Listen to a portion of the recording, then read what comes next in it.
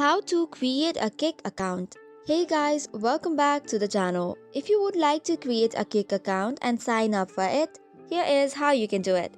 First of all, head over to Play Store or App Store to search for the Kick account and download or install it. If update button is available, make sure to do that as well. Then after, tap on the open button to launch the app, and on the top right corner you will see the sign up button.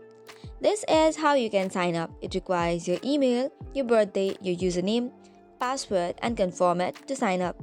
Or simply you can use sign up for Google.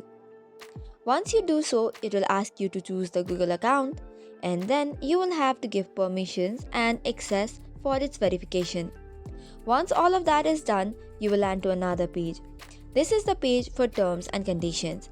Make sure to read it thoroughly before agreeing to it. After that, you can tap on agree and continue. Or you can simply tap on the accept button. Once that is done, you will now have to log in using your credentials. The process to do it is simple. Go back to the home page, tap on the login button which is on the left of the sign up button. Then give in your email and username or the password, or you could simply sign in using your Google account that you created the account with. And just by that, you have successfully signed in into the Kick app.